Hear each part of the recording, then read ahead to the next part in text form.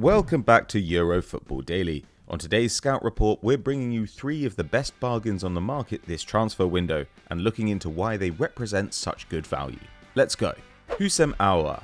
It's easy to forget that Houssem Aouar was once one of the most sought-after talents in European football. In the summers of 2019 and 2020, the young Frenchman was linked with almost every elite club, from Real Madrid and Liverpool to Chelsea, and most prominently, Arsenal. But now in the summer of 2022, interest seems to have waned in the midfielder despite his numbers still looking very strong and the fact he only turns 24 at the end of this month. And with his contract at Lyon due to expire next summer, he could be available for a bargain fee. At the height of his demand 2 years ago, the Lyon-born midfielder was valued as highly as €55 million by Transfermarkt, but 24 months later and it has plummeted to €25 million, making him a viable option for mid-level clubs. And he's been linked with a move to Jose Mourinho's Roma, as well as a reunion with former teammate Nabil Fekir at Real Betis. And if anyone is to land him this window, they will have a very solid player on their hands. First of all, he has an excellent fitness record, making at least 41 appearances in 4 of his 5 seasons as a regular starter with OL, with Lucas Paquetá the only outfielder to play more Ligue minutes than him in 21-22. And while the likes of Camavinga and Tchouaméni stole his thunder in the last 2 seasons, he remains one of the French top flight's best all-round midfielders. Last season, he fired off 2.7 shots per 90 minutes, with 67% of his efforts coming from inside the area. And while his creative game is weaker by comparison, registering just 1.4 key passes per 90, this was still good enough to rank him 3rd among teammates to have played over 1,000 minutes. And away from direct goal contributions, he's an excellent player in build-up, with his ability to retain possession and progress play making him vital to the Lyon attack over the last 5 campaigns. His 7.3 progressive carries per 90 ranks him in the top 5% of midfielders, despite being the lowest average in the metric since 2017-2018, while he also receives 6.3 progressive passes a match, a figure that puts him in the top 1% of players in his position and an indication of how often he can be relied upon to make things happen in the opposition half. An attack-minded box-to-box midfielder, Aouar works hard off the ball too, making 18.7 pressures per 90 and 3.3 tackles and interceptions. Pretty good going in a side that averaged 59% possession last term. And he's versatile too, most commonly seen on the left of a midfield 3, but also capable of playing in a double pivot at number 10 and as a wide forward. It's perhaps not surprising then that Arsenal have gone quiet on him more recently. Martin Odegaard's emergence as a force in the Premier League, as well as the development of Saka and Smith Rowe, means they're no longer short of technical attacking players. At his price, a club like Milan should be taking a look. Yassine Adli's arrival will make up somewhat for the departure of Franck Kessié, but with Brahim Diaz's future uncertain after he failed to impress consistently last term, a more advanced dynamic midfielder is the exact kind of profile they need if they want to build on their Scudetto success.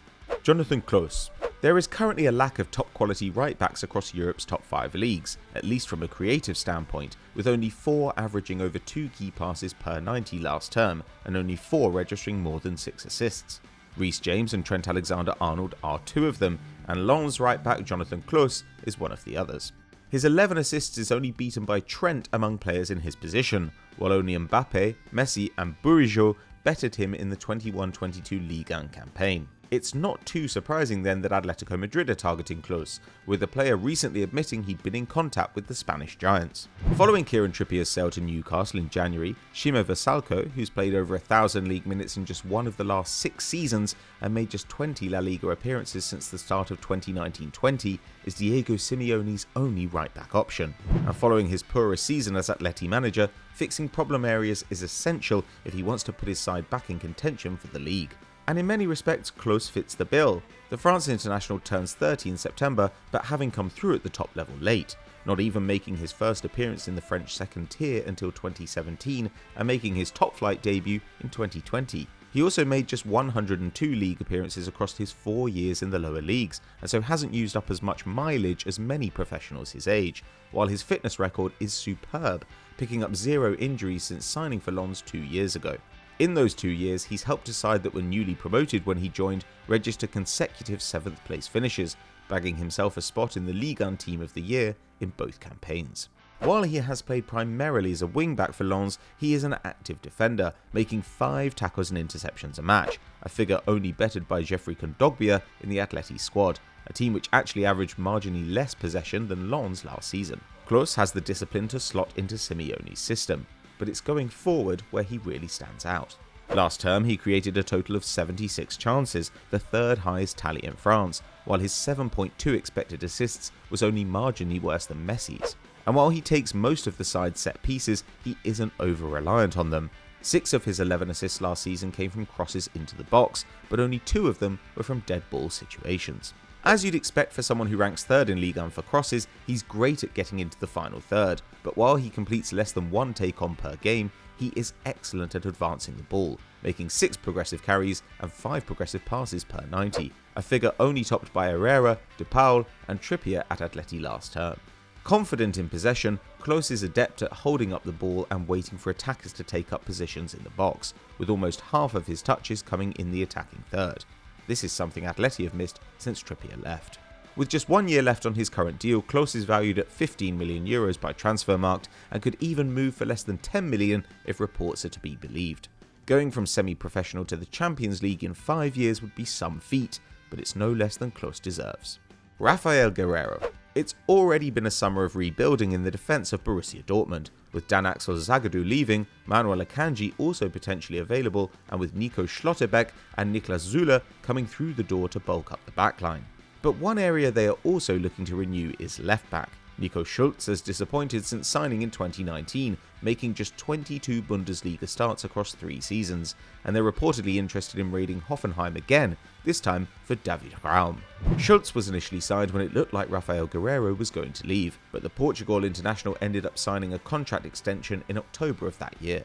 That deal now has just 1 year remaining, and with the Football Observatory now valuing him at just €20 million, now is the time to test the German club's resolve. Guerreiro has enjoyed a pretty successful time at Dortmund since signing from Lorient in 2016, clocking up 188 appearances for the German outfit and helping them to 2 DFB Pokals. However, 21-22 wasn't a strong campaign by his standards. He missed 17 games through injury, and this clearly affected his form, with his key passes per 90 falling from 2.2 to 1.5 and his expected goals and assists per 90 halving from a mighty impressive 0.44 to a career worse 0.22. But on his day, he remains one of Europe's best attacking left-backs, as showcased in the 2 seasons previous to the one just gone. In 2019-20, he finished the campaign with 8 goals and 2 assists in the Bully, and finished 2021 with 5 goals and 10 assists. And it isn't just in the final third that he's useful. Largely considered one of Dortmund's most technically skilled footballers, Guerreiro is mightily important in build-up, completing more progressive passes than anyone in the BVB squad last term, and carrying the ball into the final third more often than Jude Bellingham, Julian Brandt and Marco Reus.